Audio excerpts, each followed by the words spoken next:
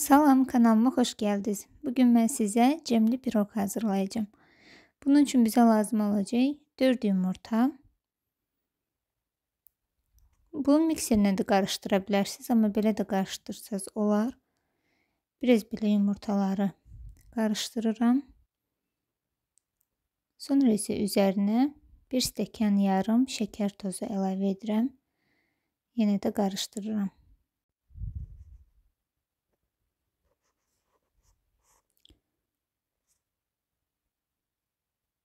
Sonra isə üzərinə 1 stəkan yarım qatıq və yaxud da smetan da əlavə edə bilərsiniz. Bunu da belə qarışdırıram və yarım stəkandan biraz az duru yağı. Bunları qarışdırdım. Üzərinə 1 paçka qabartma tozu və 1 paçka vanil. Bunları da əlavə edib qarışdırıram.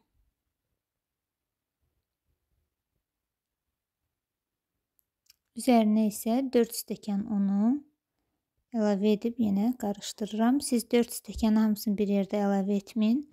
Əgər sizdə yumurtalar çox balacadsa, un biraz az gedə bilər. Amma məndə elə 4 stəkan getdi.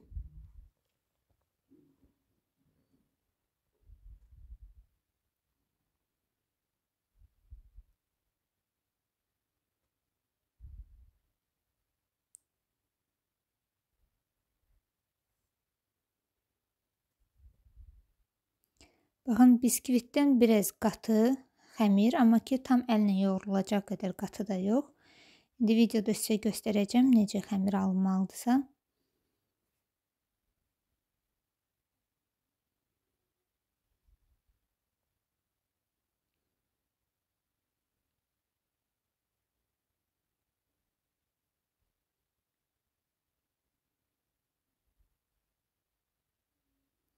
Baxın, belə bir qatılıqda xəmir alınır. İndi isə tavanı biraz yağlayıram və xəmirin yarısını əlavə edirəm tavaya.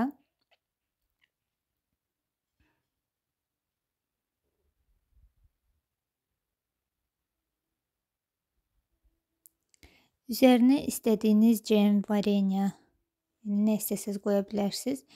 Məndə cemdir, alma cemi. Bunu belə paketlə rahatdır deyə mən paketlə sıxıram. Siz qaşıqla da qoya bilərsiniz.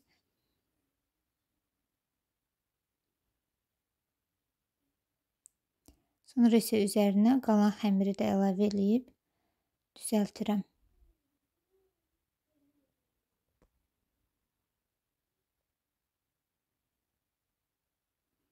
Və üzəri üçün ovuntu hazırlayacağım.